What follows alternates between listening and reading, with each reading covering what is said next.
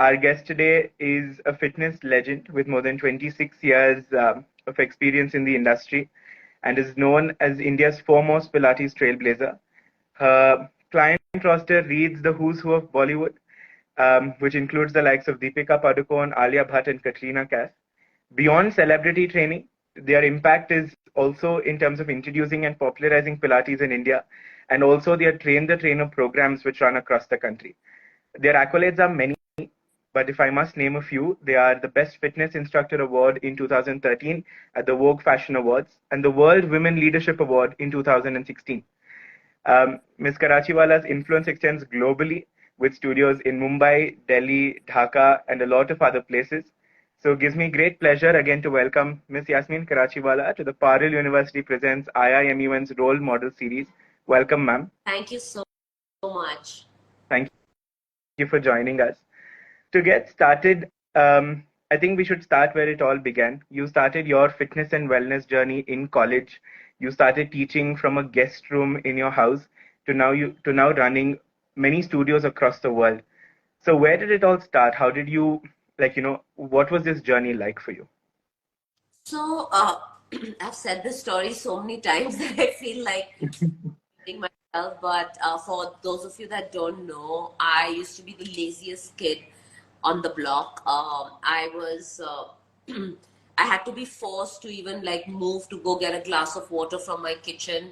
My mom would constantly like be after my case, and in school I used to not play any sport. I was very I used to run from all sports. And when I went to college, my best friend fell in love with a boy, and she wanted to impress him and lose weight and look good. So she literally forced me to join the gym with her because there was a really good deal, two for the price of one. And in college, we like in those days in college we had no money. So we both joined the gym. She knew exactly what she wanted to do, and I had no clue what to do.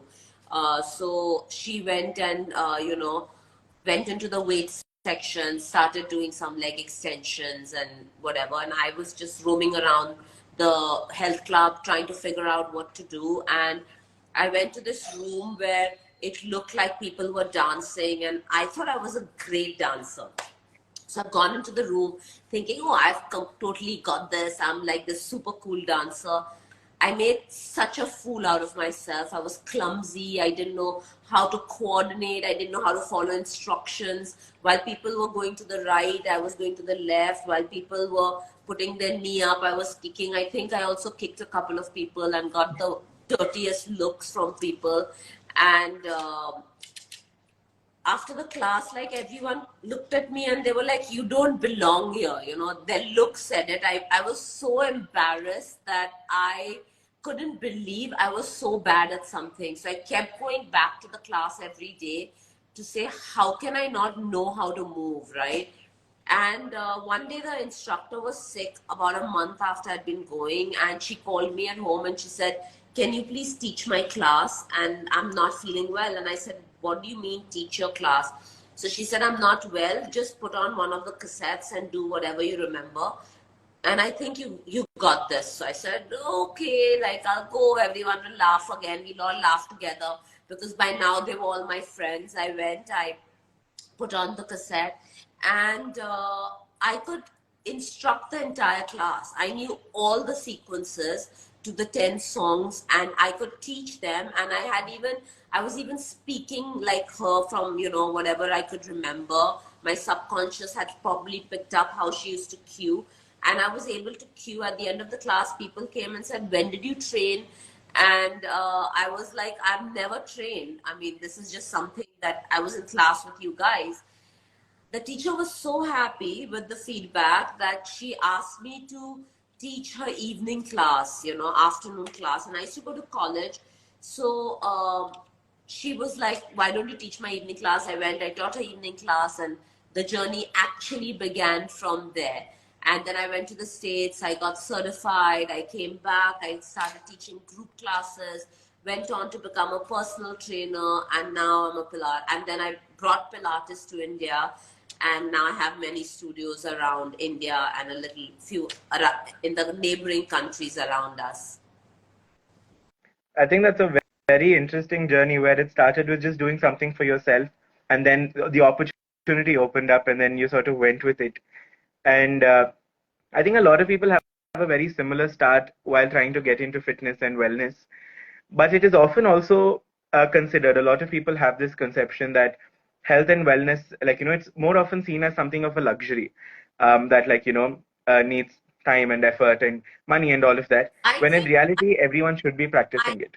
think lockdown and COVID has shown us that it's actually a necessity. It's not a luxury. Yeah. You know, because our immunity is better, our immune system is better, our digestion is better, our sleep is better if we exercise. And when you talk about not being affordable, I think another thing that COVID and lockdown taught us is that you don't need money to work out. You can Correct. do it from home. In fact, during COVID, I used to do a lot of online classes on Instagram and Facebook that were open to everyone. And then I would record them and I would put them on my YouTube channel for people who missed it and could still get access to it. So fitness doesn't require money. It doesn't require a place. You can do it in your house. You can do it in a space that's as much as a mat. And that's the reason, that I've come up with the perfect 10, where I have given you 10-minute workouts that you can do anywhere. Okay. I think, like you said, I think during the lockdown is when we learned you don't need a lot of things to do many things. You can do them at home with only the things that you have. But rather, another misconception that comes within fitness, and as wrong as it is, but fitness and beauty are often used interchangeably. We live in an era where sort of the slimmest waists and, like, the number of abs sort of determine your health and your well-being. And probably because of the stage of digitization, there are images that people like to achieve. But you always champion this idea of realistic goals, finding each person's goals, working with their body, working with their sort of goals and interests and what is possible. So what would you say to people who sort of chase unrealistic goals? What would sort of your response be to people who equate beauty and fitness? Deepak, as great as social media is, as great as digitization is, we get to reach so many people. But like you said, there are unrealistic goals that are put up because all of us are posting the best version of ourselves, right? Even when I'm teaching you exercises, so pre-COVID, I'll give you a simple example. Pre-lockdown, I used to post my most fancy workouts, right? Where I was doing like a jackknife, or where I was doing like a pike with a leg up, or a single leg, elephant or whatever. And it was more of a platform to showcase what we're doing or what we do, right? Mm-hmm. COVID taught me reality. It's like, how can I reach out to more people and make fitness accessible to them? So my entire way that I post on social media changed because of COVID, and it's become more, what can you look at my video and pick up to do, right? It's an exercise that I True. want to do. I want to encourage you to be fit. So I'm going to post an exercise. So say I'm doing a burpee. Not everybody can do burpee. Like literally only 25% of the people can do burpee. So I put up a modified window where I teach you a modification to the burpee, which you can do to build strength in the muscles that you require to be able to do a burpee. So that changed a lot. The idea of thin is fit changed a lot during lockdown, during COVID, because thin people were also falling sick, and probably more than fit people. So people understood that being thin does not mean being fit. It's like when Deepika Padukone first started working out with me. People said, why does she need to work out? She's an athlete, she's whatever. But it was like, she's the best example. For her, her fitness level needs to keep improving. She works at better results, better fitness levels. So that is what you do. Like, people look at me and they say, you're an instructor, why do you need to work out for 2 hours? Because my competition is me. And, I want to be better in my 50s than I was in my 40s and 30s. And so for me, it's an age. It's like, I don't want to age badly. I want to age well. At 50, I want to be able to do more than what I did at 20. So it's all about, the relevance and the perception of where you want to be. I think that's very important. And one thing that if everyone must take away from that answer would be that you are your own competition and not the post you saw on Instagram or anything else. But like you said, to be a better version than you were yesterday and to figure out where it is that, you would want to reach in that fitness journey itself. Own goals. Don't set your goals dependent on someone else, because you're not living their life and they're not living yours. I think breathing is like you said, one of the most underrated things. We do it, but then to do it consciously, I think, like you said, would be a much better practice. What is the first thing you do when you get out of your mother's womb? Breathe. You take a breath. You cry. That's a breath. So that is how it's the first thing we do, and it's the last thing we do before we die. We take a last breath, and then you're gone, right? Yeah. I think that's, I think what you said is just making me think a little bit. But I've always been curious about this because there are many myths as somebody, there are many myths that revolve around fitness, and you, of course, brought Pilates to India and have sort of made, brought about a fitness revolution, if not just a Pilates revolution. So what are 3 myths about fitness that you would like to bust? One shoe fits all. That if Zumba is the trend, then we all have to jump on that bandwagon and do Zumba. If, whatever it is, like I said earlier, find the exercise that works for you. I love Pilates. I love weight training. I love yoga. And I do all of this, right? I don't do just one thing, but I love doing all of them. And the love is very important, because I love doing it, I'm going to make it a lifestyle and I'm going to continuously want to do it. Like a lot of times people will say, okay, I want to weight train because I have to weight train, and they hate weight training. They'll do it for a week, they'll do it for 2 weeks, and then they'll, go for a holiday and they come back and their body just doesn't want to weight train anymore.